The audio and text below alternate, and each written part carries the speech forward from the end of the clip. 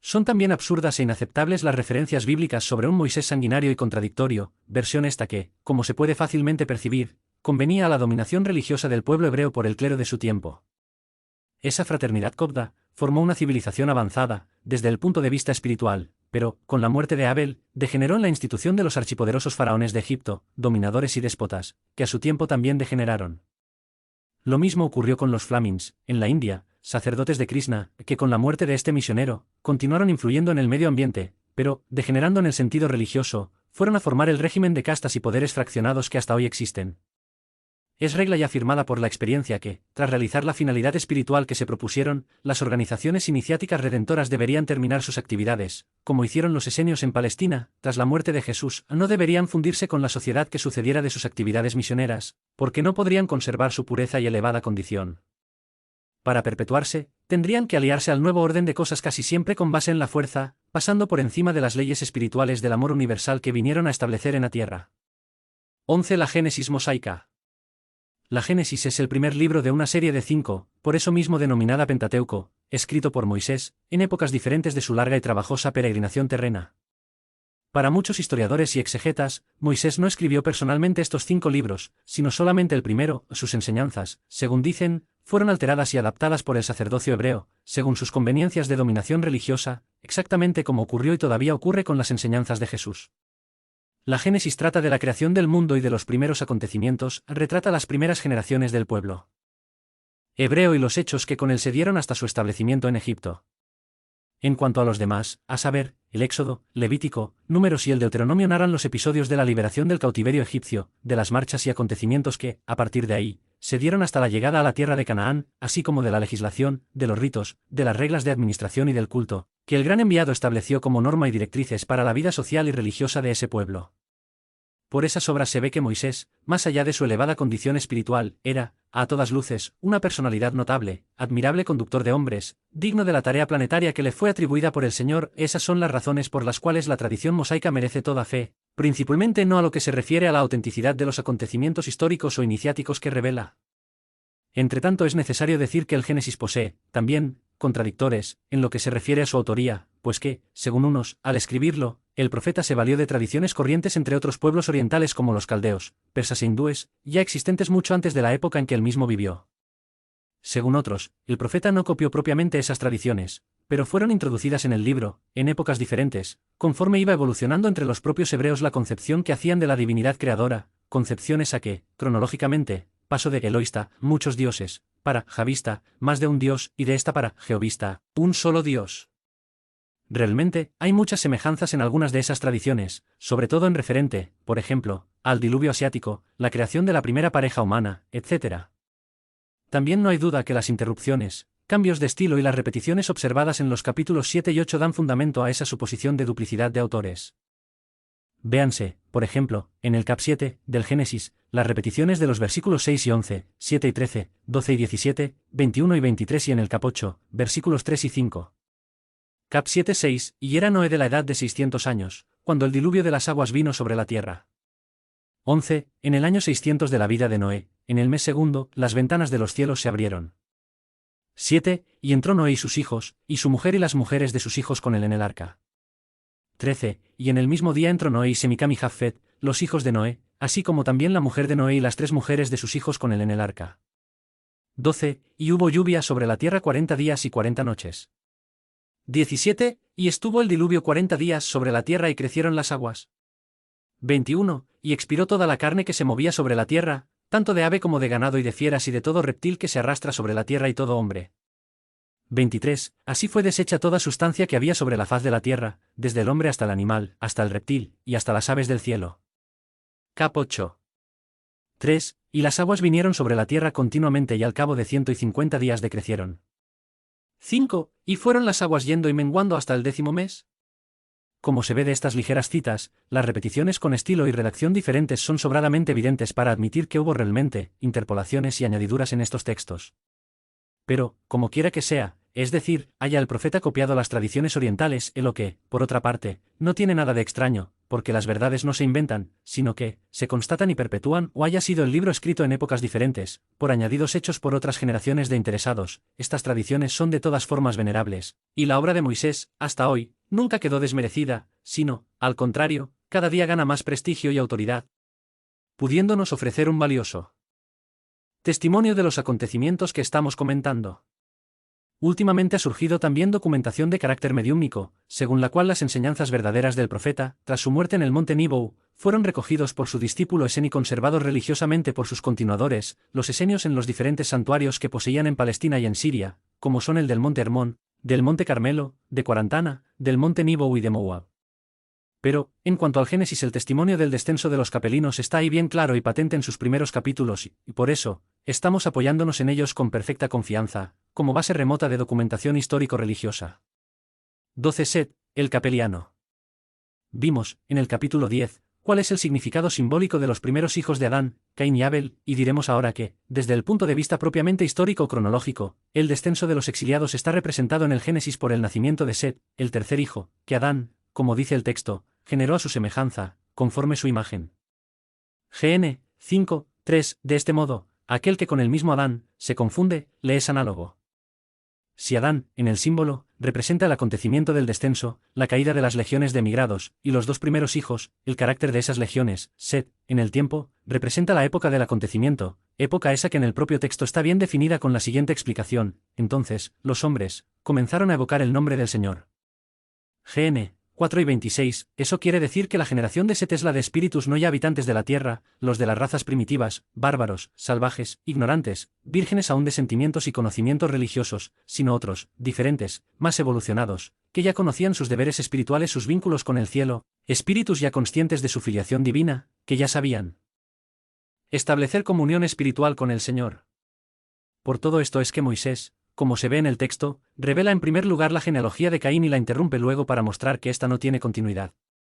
De hecho, de ella solo se refiere a profesiones, crímenes y castigos, para dejar claro que solo se trata de demostrar el temperamento, la capacidad intelectual y el carácter moral de los individuos que ya formaron la corriente de Caín, la de las legiones de exiliados, como ya dijimos, al paso que explica enseguida la genealogía de Set, a saber, la de los exiliados en general, detallándoles las generaciones hasta Noé y prosiguiendo de ahí en adelante sin interrupción, como queriendo decir que es de ese linaje de Set que se perpetuó el género humano, cumpliéndose, así, la voluntad del Señor, cuando dice, creced y multiplicaos y llenad la tierra. GN 1:22.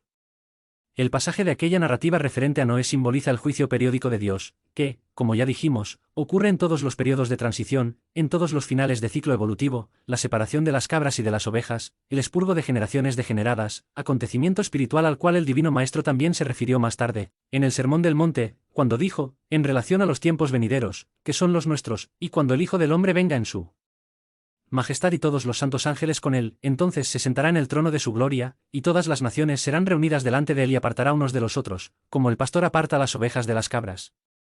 MT 25, 31, 32. La humanidad de aquella época vivió un acontecimiento de estos, con los cataclismos que entonces se verificaron, que explicaremos más adelante. 13. Del descenso a la corrupción.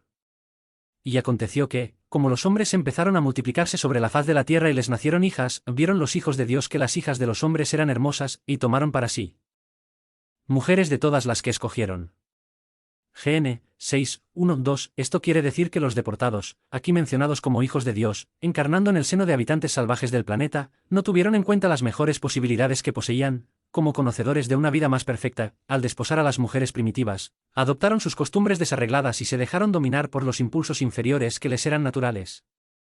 Llegaron en una época en que las razas primitivas vivían sumergidas en los instintos animalizados de la carne, sin guardarse, ahondaron en la impureza, no resistiendo al imperio de las leyes naturales que se cumplían irrevocablemente como siempre sucede. Ya vimos que la encarnación de los capelinos se dio, en su primera fase y más profundamente entre los rutas, habitantes de Lemuria y demás regiones de Oriente, pueblos estos que presentaban elevada estatura, color oscuro, porte simiesco y mentalidad rudimentaria. Esos detalles, sobre todo la complexión física, quedaron también reflejados en la Génesis. Así cuenta, había en aquellos días gigantes en la tierra, y también después, cuando los hijos de Dios tuvieron comercio con las hijas de los hombres y de ellas engendraron hijos. Este trecho de la narrativa bíblica ha sido comentado por varios autores con profundo interés, sirviendo incluso a las divagaciones de la literatura fantástica que afirma haber habido en aquella época un extraño connubio entre seres celestes y terrestres, de cuyo contacto carnal nacieron gigantes y monstruos. Por tanto, como vemos, ni se le dio, ni tuvo el hecho ningún aspecto sobrenatural, pues gigantes habían, conforme el propio texto aclara, tanto antes como después de que los capelinos, hijos de Dios, encarnaran, y no podía ser de otra forma, considerando que ellos encarnaron en tipos humanos ya existentes, con las características biológicas que en la época les eran propias. Y es sabido que los tipos primitivos, de hombres y animales, eran agigantados en relación a los tipos actuales. Nada hay por lo que extrañarse, porque en los tiempos primitivos todo era gigantesco, las plantas, los animales, los hombres. Estos, especialmente, tenían que adaptarse al medio agreste y hostil en que vivían y defenderse de las fieras existentes y de la inclemencia de la propia naturaleza, por eso, debían poseer estatura y fuerza fuera de lo común. Los lemurianos y los atlantes tenían estatura elevada y los hombres del Cromagueñón, que ya estudiamos, a juzgar por los esqueletos encontrados en una caverna cerca del poblado del mismo nombre, en Francia, poseían una media de 1,83 m, hombros muy anchos y brazos muy cortos y fuertes, bastante menores que las piernas, lo que demuestra estar ya bien distanciados de los simios.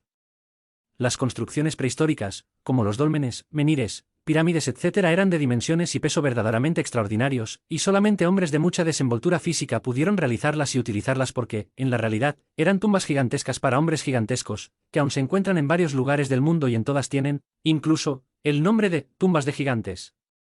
Pero continuemos la narrativa bíblica en el punto en que se refiere a esa mezcla de razas de orbes diferentes. Entonces, dijo el Señor, no batallará mi espíritu para siempre con el hombre, porque él es carne, por lo tanto, sus días serán de 120 años.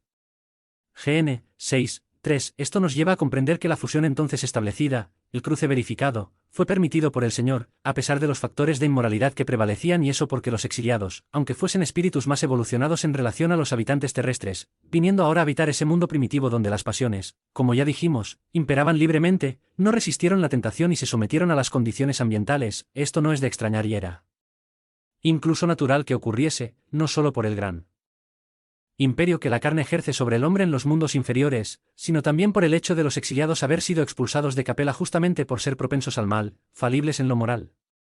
Entretanto, a pesar de tolerando, la justicia divina les creaba limitaciones, restricciones, a las leyes para ellos inexorablemente se cumplirían, haciendo con que recogiesen los frutos de los propios actos, sus vidas serían más cortas, sus cuerpos físicos se debilitaron, como cualquiera que abusase de las pasiones, y serían pasto de molestias asoladoras. Véase en la propia Biblia que para las primeras generaciones de hombres tras Set tiempo del descenso, y hasta Noé diluvio asiático, considerable es el número de años atribuidos a la existencia humana, en cuanto a la delimitación de 120 años establecida para los descendientes de los hombres de la corrupción representa una disminución considerable, de casi 2/3.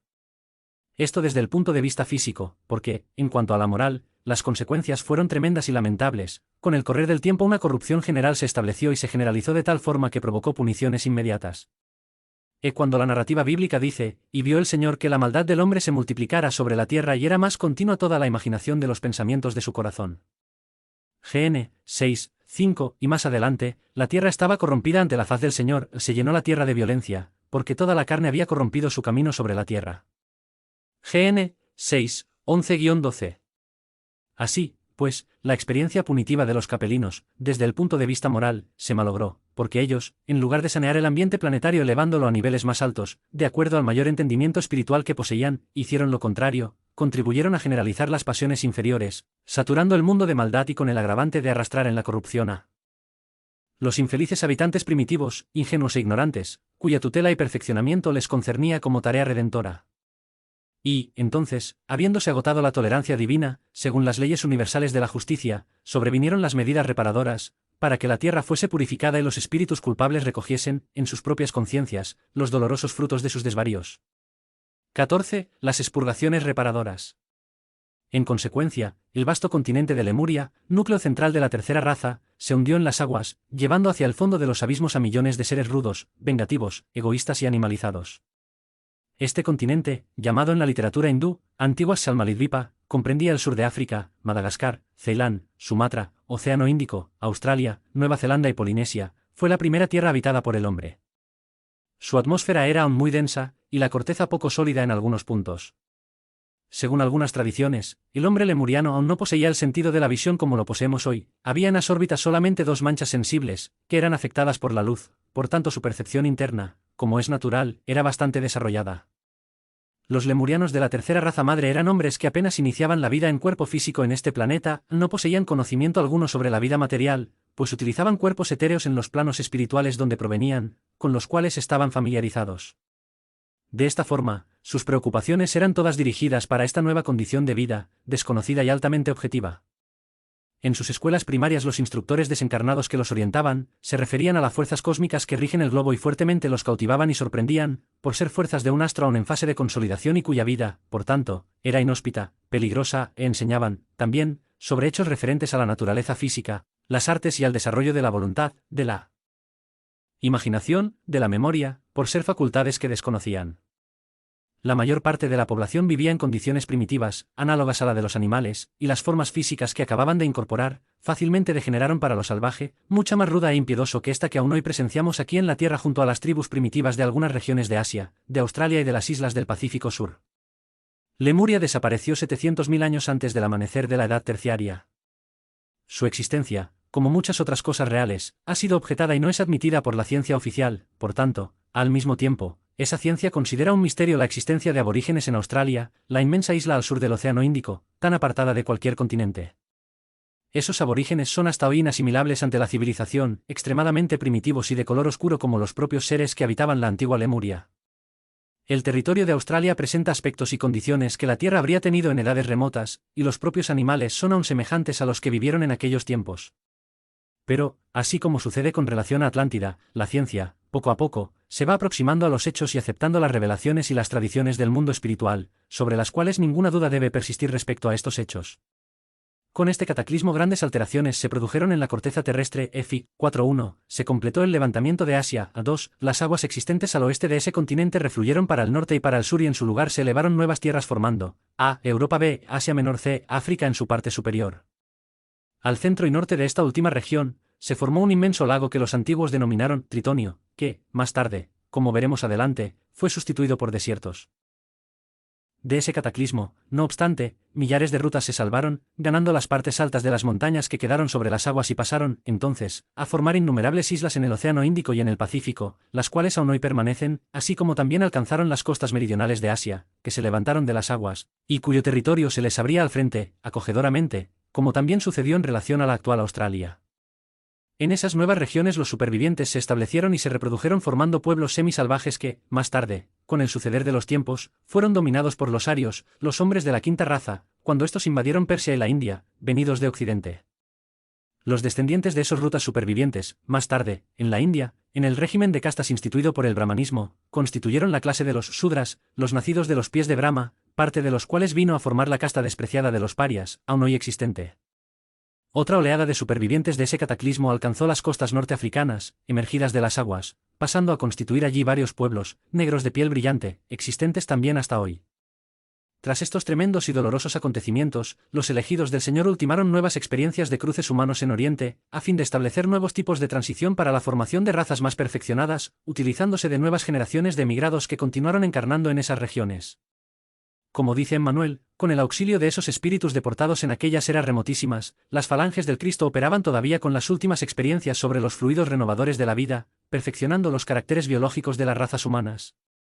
Se formaron, así, en la llanura de Pemir, en el centro de Asia, los núcleos de esos nuevos tipos que, rápidamente, fueron impulsados para el sur, bajando a través de Persia, de Caldea y Palestina, desde donde alcanzaron enseguida Egipto, y por todos estos lugares fueron estableciendo bases avanzadas de nuevas civilizaciones y nuevas razas humanas. Sobre ellos, las inscripciones cuneiformes babilónicas ya citadas decían que eran dioses pues, realmente, en relación a los demás tipos existentes, merecían tal designación. 15. En la Atlántida, la cuarta raza. Extinguida de esa forma, en su gran mayoría, la tercera raza habitante del Oriente, se levantó entonces, en Occidente, el campo de la nueva civilización terrestre, con el incremento de las encarnaciones de los exiliados en la Gran Atlántida, el hábitat de la cuarta raza, donde elegidos del Cristo ya habían, anticipadamente, preparado el terreno para esos nuevos brotes de vida planetaria. Así, pues, se trasladaba para esa nueva región el progreso del mundo, mientras que los remanentes de la tercera raza, inclusive los tipos primitivos, continuarían renaciendo en los pueblos retardados de todo el globo, aquellos que no pudiesen acompañar la marcha evolutiva de la humanidad en general, como hasta hoy se puede identificar. Y, de la misma forma como sucediera en otros lugares, en la Atlántida, los exiliados, a partir de ese traslado de masas, siguieron lentamente su ruta evolutiva, a pesar de más evolucionados y menos salvajes que los rutas de Oriente, no por eso, se distinguían por una conducta más perfecta. Los primitivos atlantes de la cuarta raza madre, que vinieron enseguida, eran hombres de elevada estatura, con la frente muy hacia adentro, tenían cabellos sueltos y negros, de sección redonda, y en esto diferían de los hombres que vinieron más tarde, que poseían sección ovalada, sus orejas estaban situadas más para atrás y hacia arriba, del cráneo. La cabeza del perispíritu todavía estaba un tanto hacia afuera, en relación al cuerpo físico, lo que indicaba que aún no había integración perfecta, en la raíz de la nariz había un punto, que en el hombre actual corresponde al origen del cuerpo etéreo, no confundir con la glándula hipófisis, que se sitúa mucho más hacia dentro de la cabeza, en la silla turca.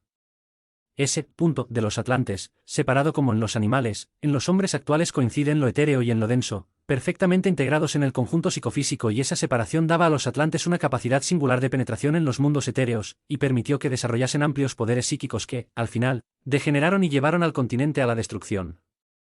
En los atlantes de los últimos tiempos, no obstante, cuando habitaban Poseidonia, tras los hundimientos anteriores, esos dos puntos ya se habían aproximado, dándoles plena visión física y desarrollo de los sentidos.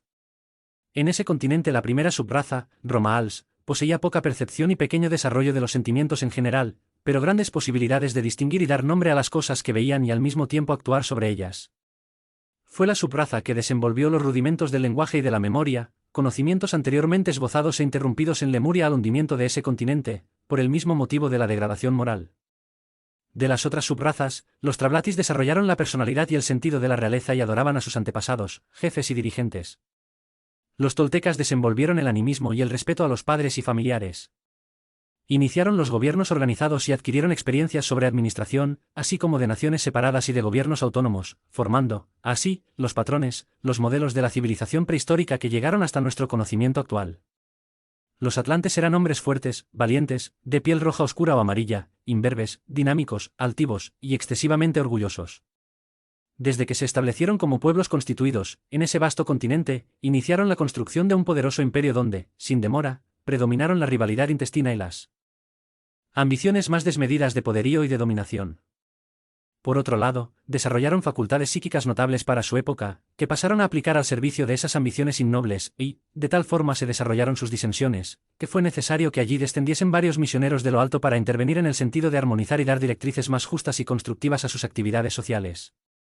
Según consta en algunas revelaciones mediúmnicas, allí encarnó 2 veces, con los nombres de Anfión y de Antulio, el Cristo planetario, como ya lo había hecho, anteriormente, en Lemuria, con los nombres de Numu y Juno, y como lo haría, más tarde en la India, como Krishna y Buda, y en Palestina como Jesús.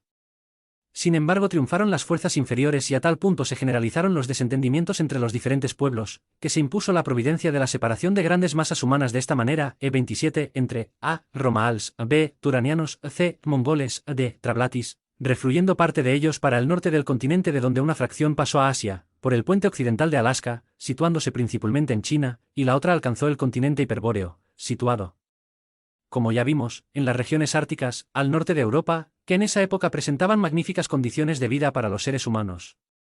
En el seno de la gran masa que permaneció en Atlántida, formada por otras 3 subrazas, E28, A, toltecas, B, semitas, y C, acadios, E29, el tiempo, en su transcurso milenario, señaló extraordinarios progresos en el campo de las actividades materiales, aunque, semejantemente a lo que ya sucediera en el Oriente, las sociedades de esos pueblos se habían dejado dominar por los instintos inferiores y por la práctica de actos condenables, de orgullo y de violencia.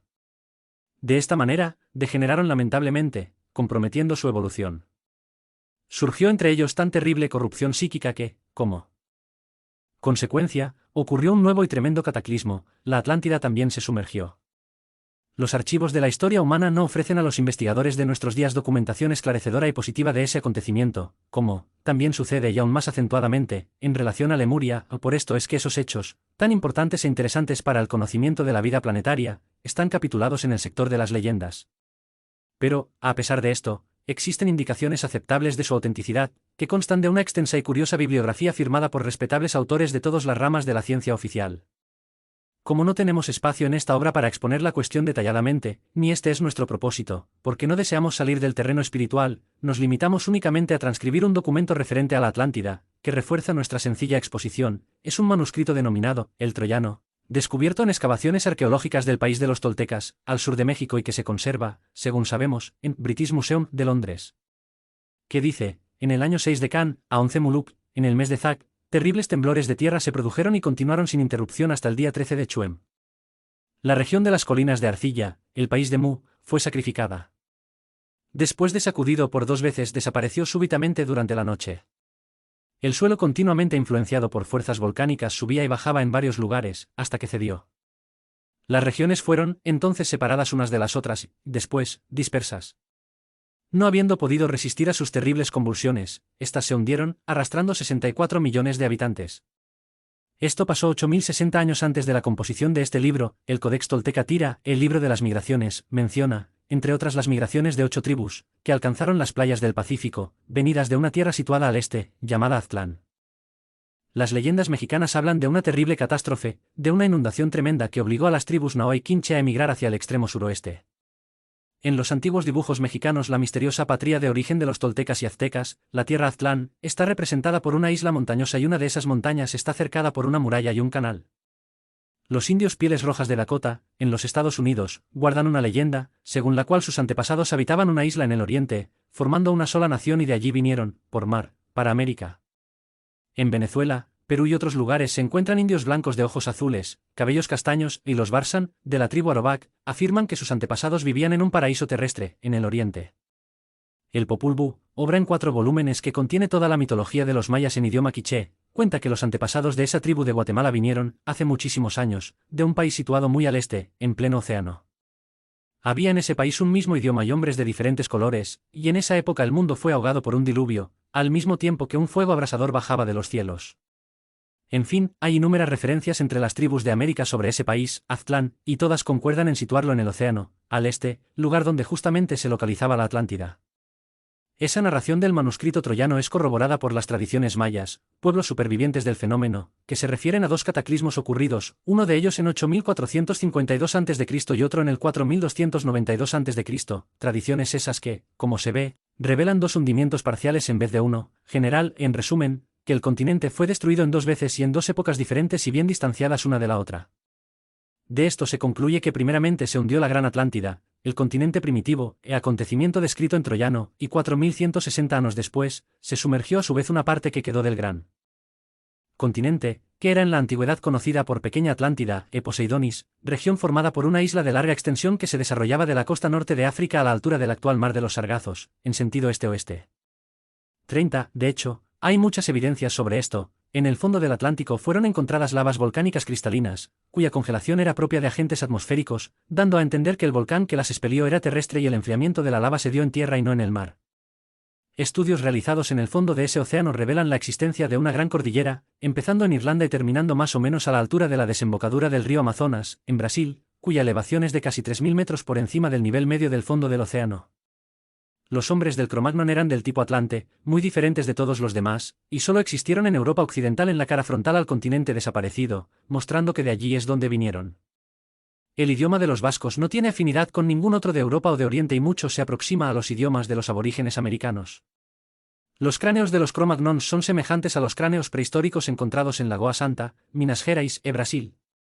Hay pirámides semejantes en Egipto y en México, y la momificación de cadáveres practicada en el antiguo Egipto lo era también en México y en Perú.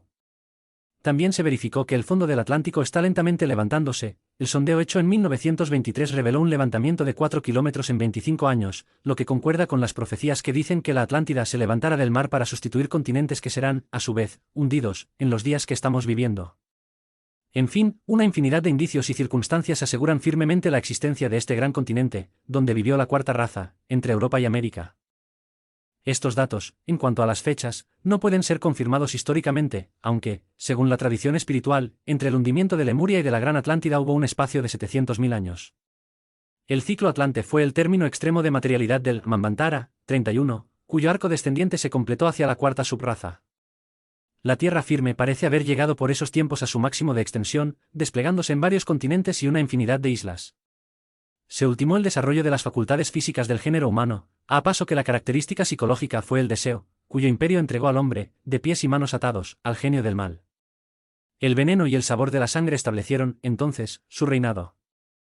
Los atlantes poseían un profundo conocimiento de las leyes de la naturaleza, especialmente de las que gobiernan los tres elementos, tierra, agua y aire.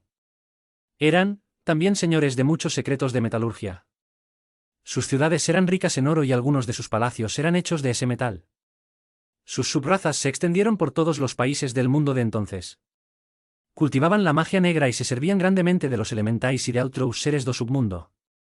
El apogeo de la civilización atlante tuvo una duración de 70.000 años y ejerció profunda influencia en la historia y en la religión de todos los pueblos prehistóricos que habitaron el Mediterráneo y el Oriente Próximo. Como las anteriores, esta raza madre tuvo, como ya vimos, 7 subrazas, a las 4 primeras habitaron el continente hasta su sumergimiento y las 3 últimas habitaron la gran isla Poseidonis. Los chinos, mongoles en general, inclusive los javaneses, son en Asia los remanescientes de esos pueblos en su periodo de natural decadencia etnográfica. Dice Mahatma Delimabad, en el periodo Eoceno, en su comienzo, el ciclo máximo de los hombres de la cuarta raza, los atlantes, había llegado a su punto culminante, y el gran continente, padre de casi todos los continentes actuales, mostró los primeros síntomas de sumergirse en las aguas, proceso que duró hasta hace 11.446 años, cuando su última isla, que podemos con propiedad llamar Poseidonis, se hundió con estruendo. No se puede confundir Lemuria con Atlántida, a ambos continentes se hundieron, pero el periodo transcurrido entre las dos catástrofes fue de cerca de 700.000 años. Floreció Lemuria y terminó su carrera en el espacio de tiempo que antecedió la madrugada del periodo Eoceno, pues fue su raza la tercera. Contemplad las reliquias de esa nación, otrora tan grandiosa, en algunos de los aborígenes de cabeza chata que habitan en vuestra Australia. Recordad que por debajo de los continentes explorados y excavados por los científicos, en cuyas entrañas descubrieron el periodo Eoceno, obligándole a entregar sus secretos, pueden yacer ocultos en los lechos oceánicos otros insondables continentes mucho más antiguos. De esta manera, ¿por qué no aceptar que nuestros continentes actuales, como Lemuria y Atlántida, hayan sido sumergidos ya varias veces, dando asiento a nuevos grupos de humanidades y civilizaciones, que en el primer gran levantamiento geológico del próximo cataclismo, en la serie de cataclismos periódicos que ocurre desde el comienzo hasta el fin de cada ciclo, nuestros actuales continentes, sometidos ya a examen, han de hundirse, mientras vuelven a surgir otras Lemurias y otras Atlántidas? Así, como ocurrió antes con Lemurie Fi 4, el hundimiento de la Atlántida trajo, para la geografía del globo, nuevas e importantes modificaciones en la distribución de las tierras y de las aguas, a saber, con el hundimiento de la Gran Atlántida, se elevó el territorio de la futura América, que fue rematado al occidente, en el centro y en el sur, con la cordillera de los Andes, B, se completó el contorno de ese continente en la parte oriental, C, permanecieron sobre las aguas del océano, que entonces se formó, y conserva el mismo nombre del continente sumergido, el Atlántico, algunas partes altas que hoy forman las islas de Cabo Verde, Azores, Canarias y otras, en Europa se levantó la cordillera de los Alpes. Con el hundimiento de la pequeña Atlántida, se produce nuevo levantamiento en África, completándose ese continente con la desecación del lago Tritonio y consecuente formación del desierto do Sáhara, hasta hoy existente, B, fue roto el istmo de Gibraltar, formándose el actual estrecho del mismo nombre y el mar Mediterráneo. Esa narrativa del troyano y las tradiciones de los mayas, por otro lado, concuerdan con las tradiciones egipcias, reveladas a Solón por los sacerdotes de Sais, 600 años antes de nuestra era, las cuales afirman que la Atlántida se sumergió 9.500 años antes de la época en que ellos vivían. También concuerdan con la narrativa lo escrito por Platón, en sus libros Taimeo y Critias, escritos 4 siglos antes de Cristo, en los que ese renombrado discípulo de Sócrates, filósofo e iniciado griego que gozó en la antigüedad de alto y merecido prestigio, confirma todas estas tradiciones. Para el trabajo que estamos haciendo, considerada su intención más que todo espiritual, nos basta la tradición.